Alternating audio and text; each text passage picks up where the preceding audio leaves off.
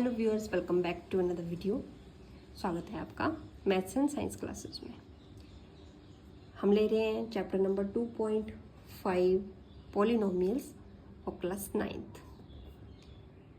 10 question हमने already कर लिए हैं। Today we are taking question number 11 which is factorise 27x³ + y³ + z³ - 9xyz। अभी तक हमने क्यूब में जितनी भी आइडेंटिटीज़ की थी, जैसे कि हमने किया था क्वेश्चन नंबर 8, वहाँ पे कम्बिनेशन ऑफ टर्म्स आ रही थी, और वो कैसे a² b ab², इस तरह से हर एक क्वेश्चन में देखने को मिल रही थी। यहाँ पे क्या है, ABC थर्ड टर्म की एंट्री हुई है। इसके बेस पे एक नई आइडेंटिटी इंट्रोड्यूस करेंगे हम, और वो है identity number 8, a³ + b³ + c³ - 3abc होता गया है वो is equal to a + b + c into a² + b² + c² - ab - bc - ca। ठीक है, पहले तो हम ले लेते हैं क्वेश्चन, और क्वेश्चन के बेस पे देखेंगे कि abc की वैल्यू यहाँ पे क्या है। क्वेश्चन नंबर 11 ये है आपका 27x³ + y³ + z³ - 9xyz। 27 किसका क्यूब बनता है, 3x का होल क्यूब, ये y का होल क्यूब, ये z का होल क्यूब। तो मतलब पहली 3 टर्म्स ये बन गई, -3a क्यूब के बिना a की वैल्यू, क्यूब के बिना b की वैल्यू, क्यूब के बिना c की वैल्यू, ये पुट कर देंगे a b c।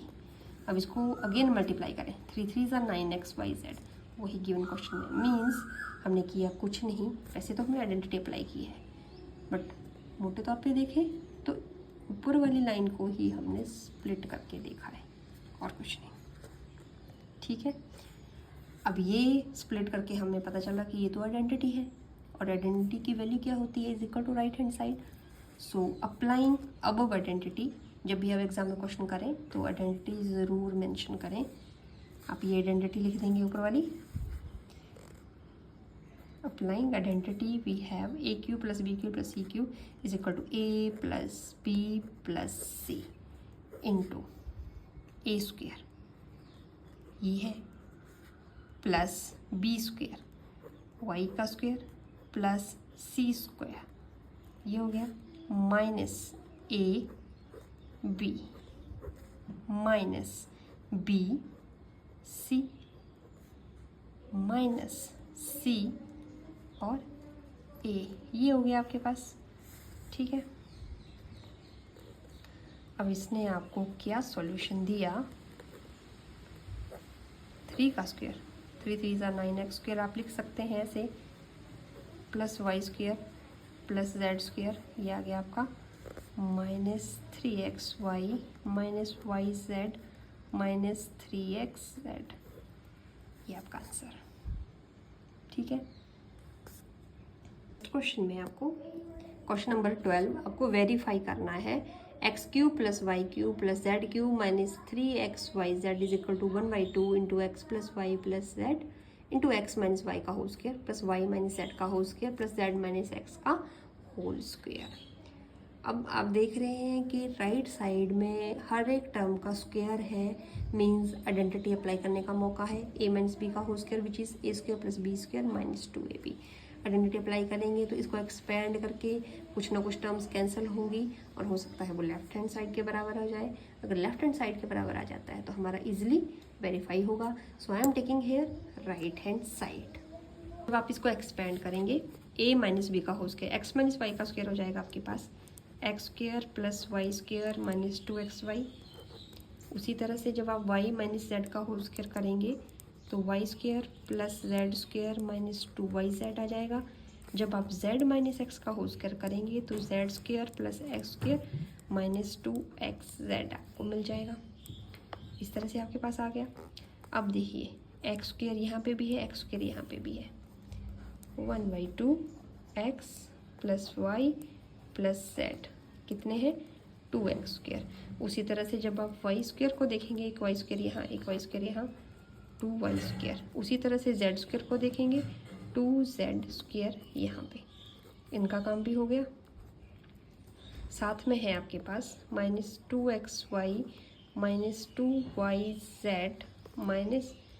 -2xz या zx, एक ही बात है। अब यहाँ पे 2 2 2 2 कॉमन आ रहा है, तो मैं क्या करूँगी, 2 को ले जाऊँगी बाहर। जब आप ले जाएंगे 2 को बाहर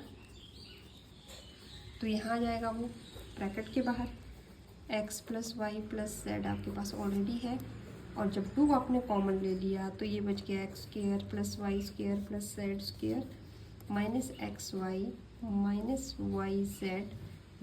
zx, इस तरह से हो गया। ये 2 से 2 कैंसिल हो जाएगा।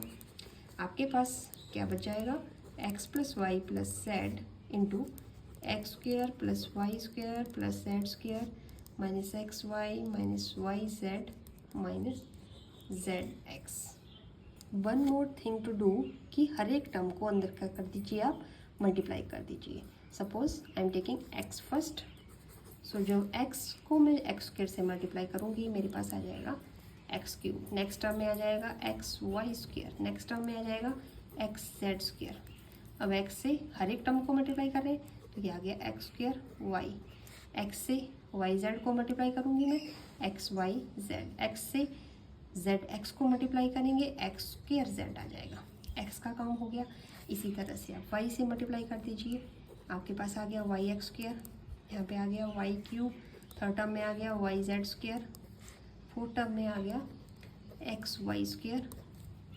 अब y को जब मैं इससे मल्टीप्लाई किया आपके पास xy² आ गया। जब नेक्स्ट टर्म से मल्टीप्लाई किया y को y से करेंगे आपके पास y² आ जाएगा।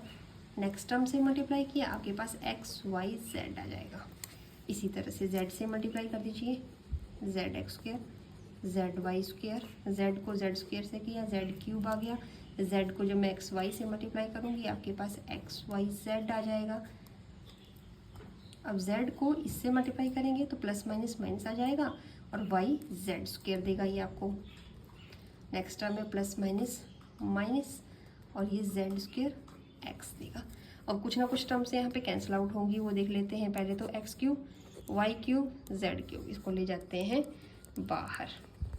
क्यों? क्योंकि ये राइट साइड में भी आ रहा है, तो सबसे पहले इसी का काम हम कर लेते हैं। xy², अब xy² की तरह दिखने वाली सेकेंड टर्म जहाँ पे x की पावर 1 और y की पावर 2, वैसे यहाँ पे x की पावर 1 और y की power 2, these will cancel out. Next xz², z के ऊपर 2 होना चाहिए, जैसे ये नहीं कैंसिल होगी, z के ऊपर 2 होना चाहिए। दिस इज द टर्म, ये वाली कैंसिल। x² y, x के ऊपर 2 होना चाहिए, x² y, this is the term, ये कैंसिल हो गई। ठीक है, x² z, अब ये देखिए x² z, ये प्लस का है ये माइनस का, कैंसिल। नाउ zy², y के ऊपर 2, ये वाली टर्म कैंसिल हो गई।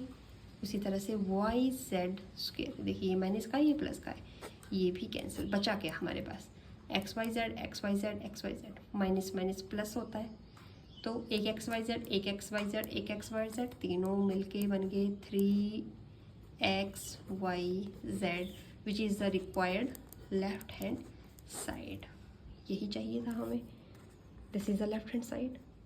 सो इस तरह से आप स्टेप बाय स्टेप चलेंगे, आप लेफ्ट हैंड साइड तक पहुंच जाएंगे। नेक्स्ट सेशन में हम नेक्स्ट क्वेश्चन लेंगे। आज के सेशन में इतना ही। थैंक्स फॉर वॉचिंग, मिलते हैं नेक्स्ट वीडियो में।